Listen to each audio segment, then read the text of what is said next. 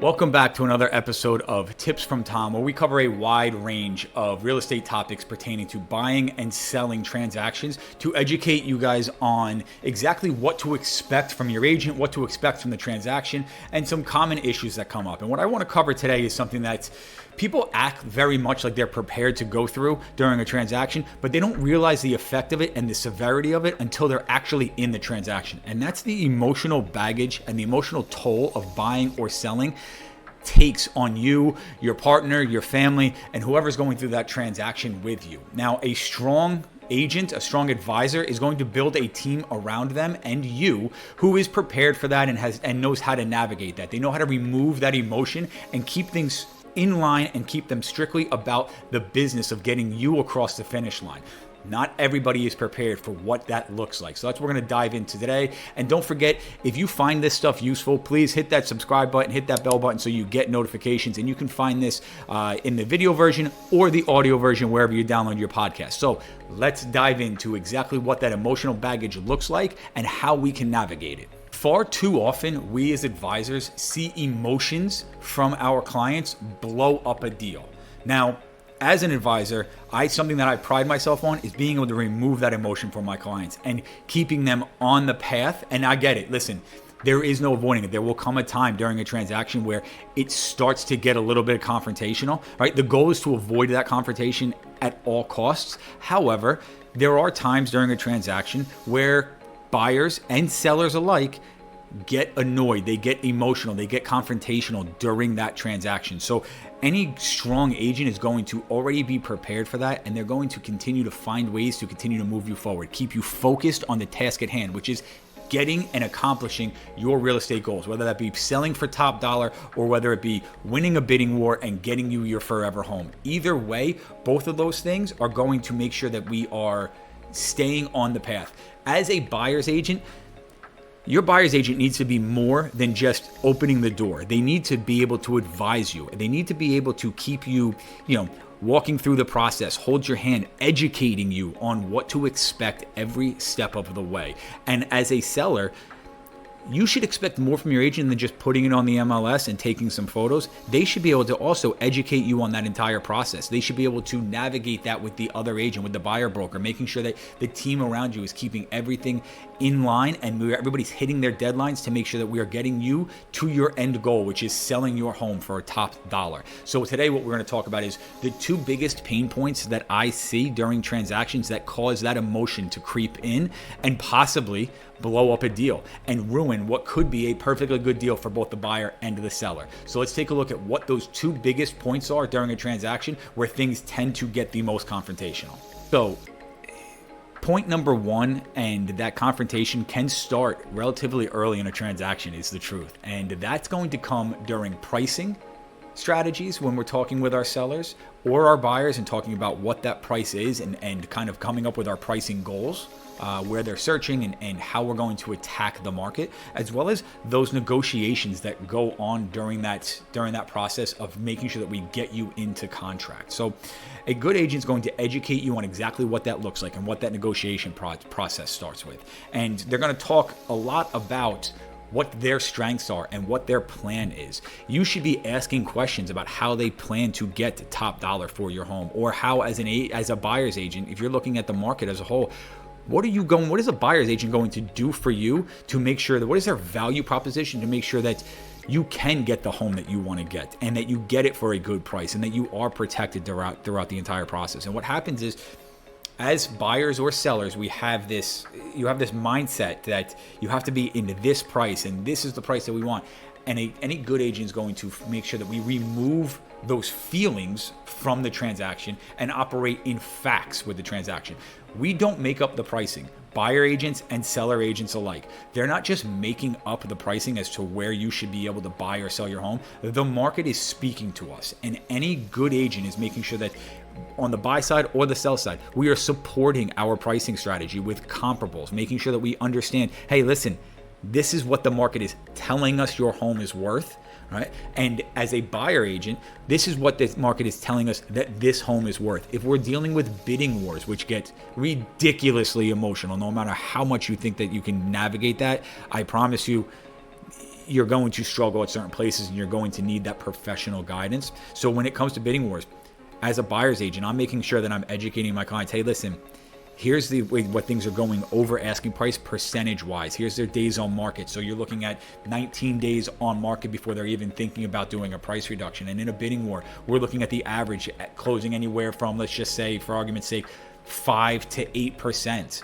And if we look at these homes that have similar finishes, they went 7% over asking price. So if we want to get this place, 7% looks to be that sweet spot where we will be competitive. Now, the rest of it's going to come down to terms and educating our clients on what those terms look like, whether it be waiving inspections, waiving appraisals, whether it be keeping inspections to certain items, whether it be closing timelines. As a buyer's agent, it's important that your agent is calling the other agent and coming to you with information about what's important to the seller. What can set our offer apart from everything else? So navigating that side of it. Otherwise, as a buyer, I promise you, you're going in just thinking that it's all about price.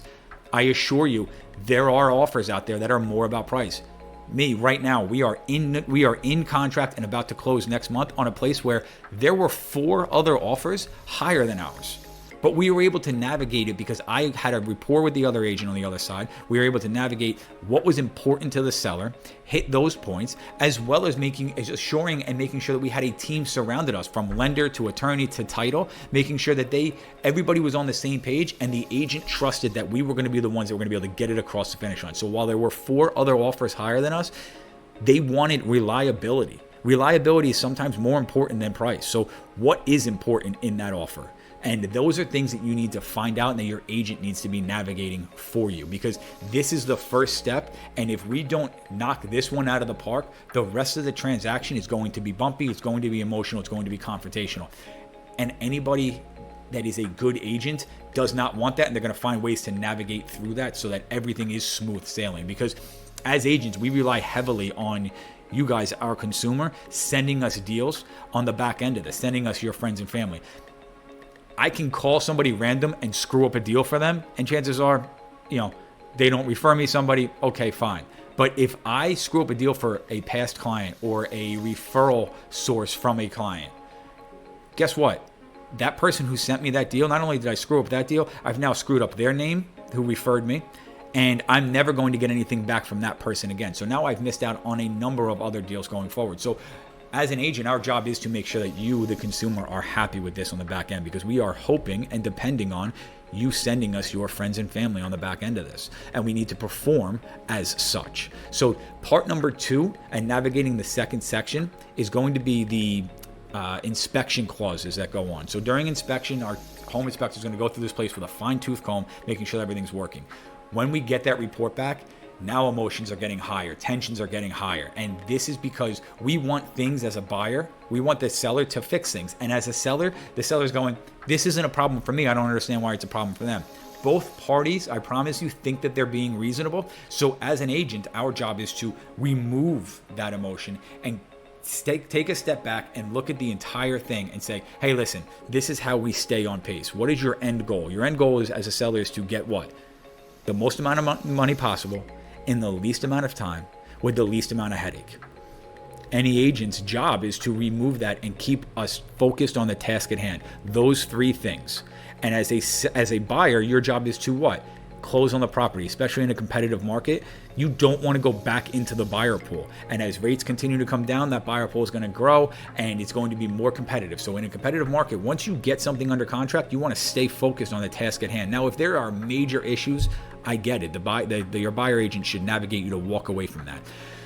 But if we can keep things focused on the task at hand at getting you home and removing that and saying, hey, listen, this is the way we're going to get past this. We're going to take a credit, we're going to take a seller's closing credit, or we're going to get them to address it. And here's a couple of different avenues that I've been creative with and I've had success with in the past to make sure that we continue to get you across that finish line. That's our job, is to navigate that. And the inspection items, I promise you, those become very tension-filled on the negotiation side if you don't have if there are major issues that are coming up. So those are 2 big areas to keep in mind when you're going through that transaction, where you need to, as the consumer, find a way to keep your own emotions in check, but more importantly, lean into your agent to help them keep your emotions in check. Take advice. Our job is not to tell you what to do. Our job is to guide you and advise you on how we reach your real estate goals. Because in the beginning of each transaction, your agent should have sat you down and made a list of what your goals are with this transaction during the home search, during the home sale process. And our goal and our job as advisors is to say, hey, listen, stay focused on this task at hand. Remember these goals that we set out in the beginning? These things are still attainable. We can still get to these and get across the finish line. But I need you to realize and stay with me here. Stay in the moment. Remove that emotional baggage and keep this thing about business. And a team around you, our job is not to be confrontational. Our job is to be the complete opposite. Our job is to make sure that things stay business, keep it black and white, keep you on the path. As the consumer, you're allowed to be emotional. We get it. It's understandable. This is a huge decision for you. Our job is to make sure that we keep you in check, keep you focused on the actual end goal, reaching your real estate goals. Now, how do we do that? How do we keep you focused on the task at hand? There's 3 big things that I work on all my clients with. And number 1 is communication. The better the communication, the open lines of communication, this emotional baggage can typically be avoided because you're completely in the know as to everything that's going on. You know what to expect. Right? I'm talking to you once, twice, maybe even 3 times a week. And when I talk about talking to you, I understand that text messages are really easy. They're convenient. They're quick. But business doesn't get done via text message. For me, it's important that I speak to my clients on the phone and update them as to what's going on. So that conversation is taking place on the phone. To the ear, hi, how are you? Here's what's going on. Not so much this and texting. Tonality during a transaction matters, and the texting back and forth is going to lose that tonality. So that open line of communication is important. The second thing that is big is transparency. You need to know as a consumer everything that's going on, right? You need to know everything and what to expect every step of the way, and that only happens if that transparency is there from Jump Street. It needs to be there from the start and straight through the end. And the last way that we avoid this is education. And what do I mean when I say education? The more educated you are on this and on the process, videos like this and educating yourself as a consumer as to what you're looking for in an agent and what to expect from an agent, the more educated you are, I promise you, the less stressful this transaction would be.